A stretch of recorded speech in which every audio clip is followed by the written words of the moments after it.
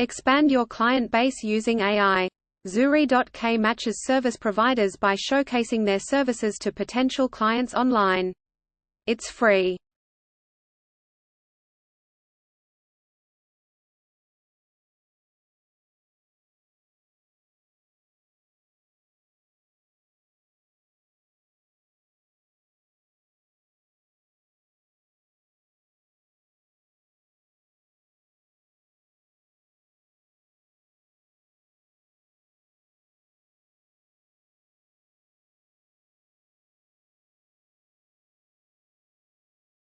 Welcome to the bold analysis.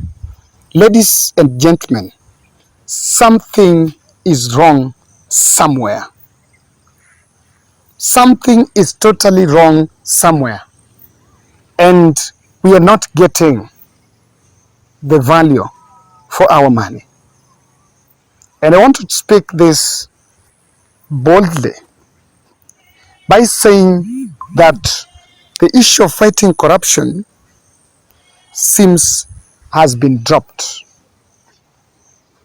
And if there is something that is a blunder here, Martha Koome, who heads the judiciary, and the other government agencies that seems to be very cozy with the executive, are buying a political rhetoric that corruption cases that were pressed against politicians at the height of President Uhuru Kenyatta's reign were politically and maliciously instigated.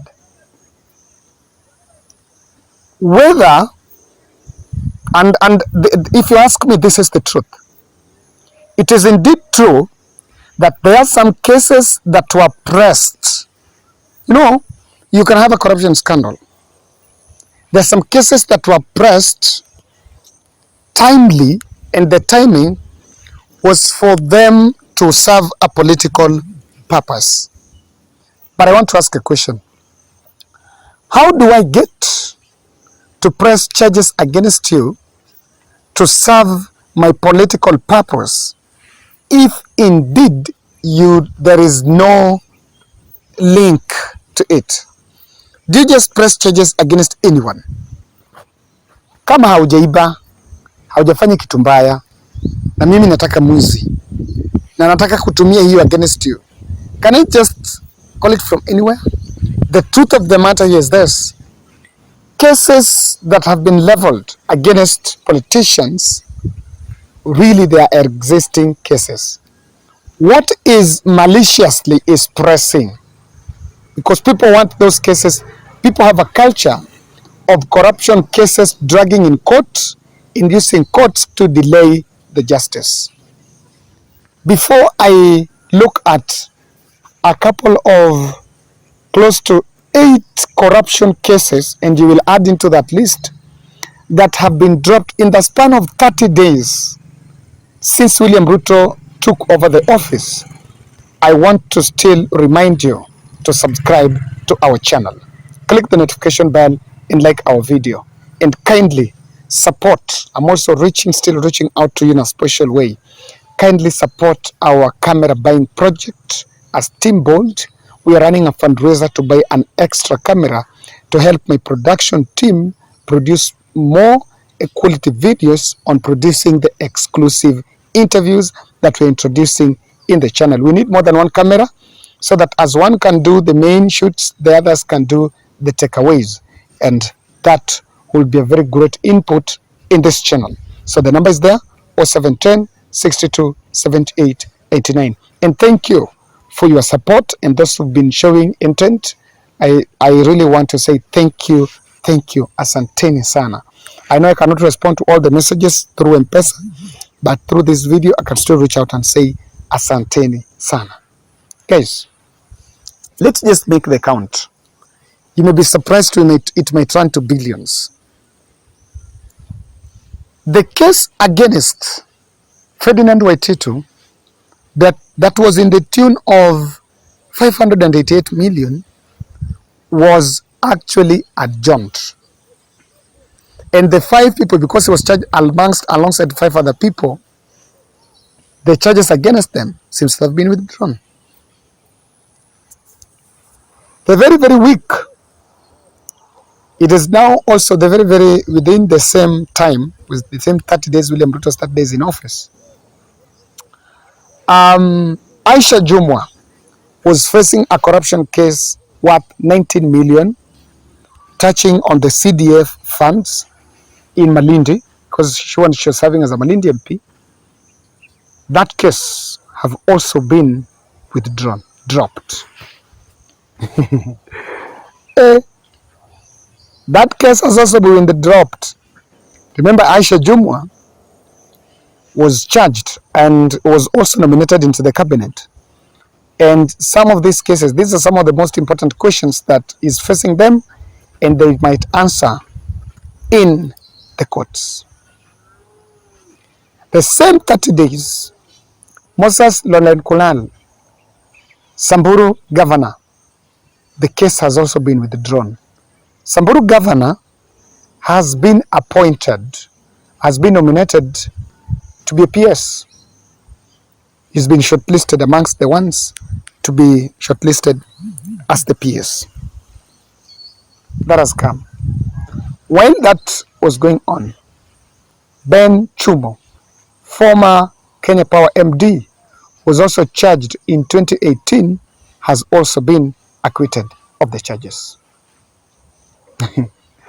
That was from the parastatal.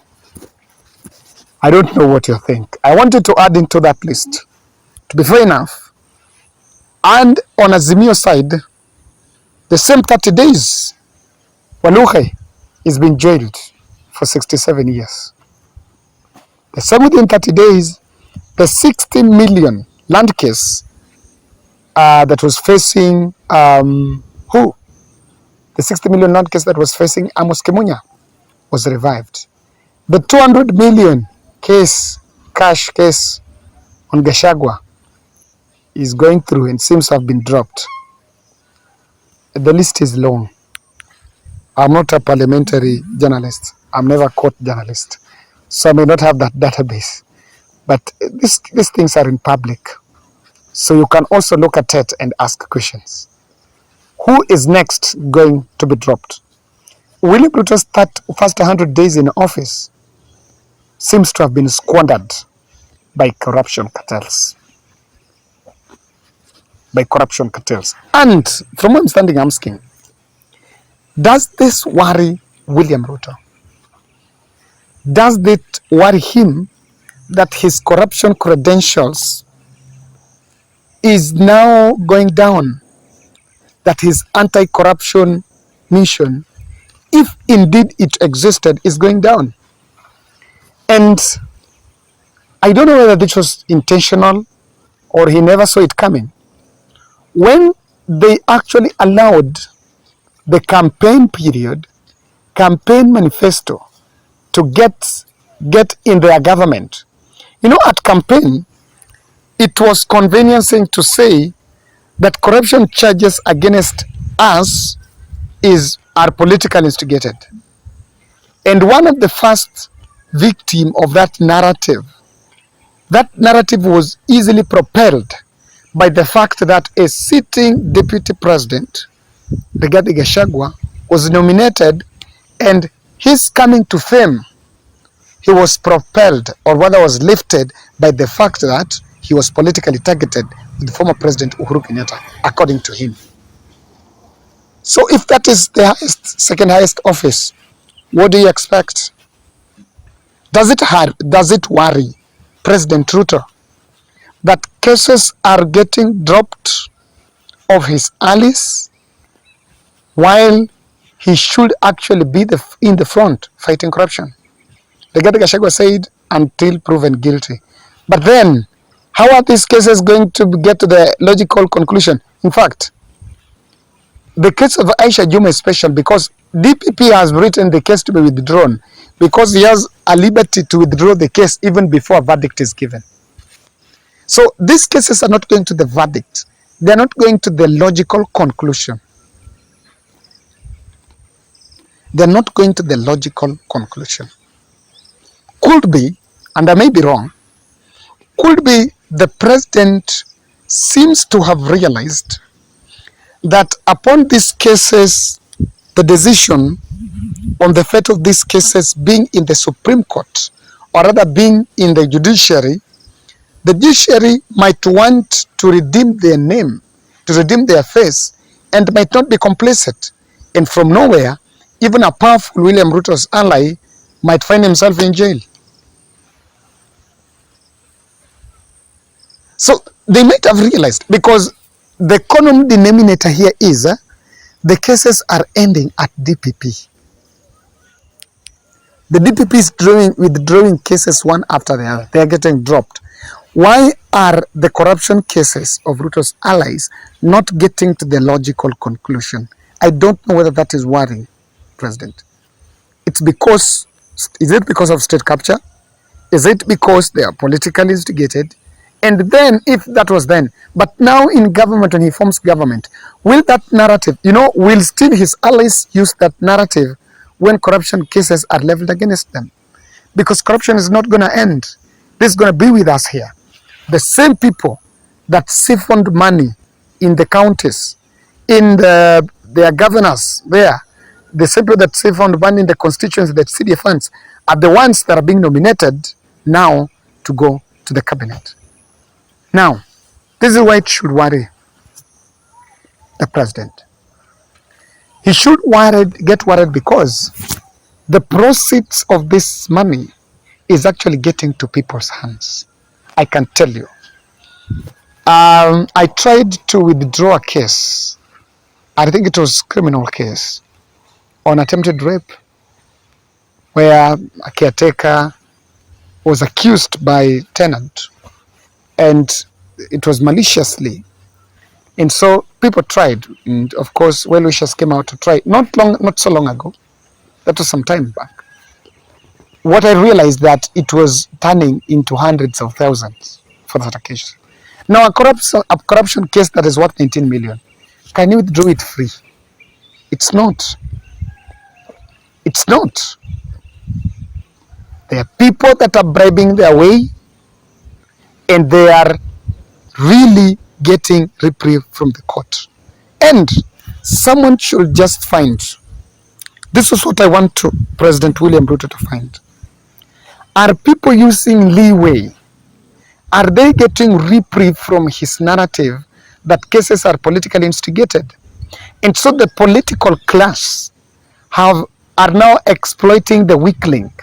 What he should find out, who is the weak link? Where is the weak link? Where is the weak link? Because the DPP is supposed to investigate. The DCI is supposed to investigate, and the DPP is supposed to present to court. And I've also been wondering, why do we separate those two roles? Why don't they just be under the same office of DCI? Why don't the DCI still just go to court? So that, we don't create those fights. There is some weak link. And the weak link, why that weak link is thriving, it's thriving because of a political narrative. Now, William Ruto cannot call. If the president calls someone, why is cases against XYZ being dropped? What's going to be? It's important. Some of these cases are getting dropped because they're politically instigated, high evidence, and so. The president might have to believe that. He should get worried because we are setting a precedence. I said in one of my videos that this is the start. Kama ukifika kwa soko na umeokoka, let the people in the market know you're saved. We are setting a precedence. It should be known from the word go that no case is going to collapse simply because of a narrative that it was politically instigated. If we don't say that, I can tell the president that these people are going to mess with your reign. These people are going to mess with you.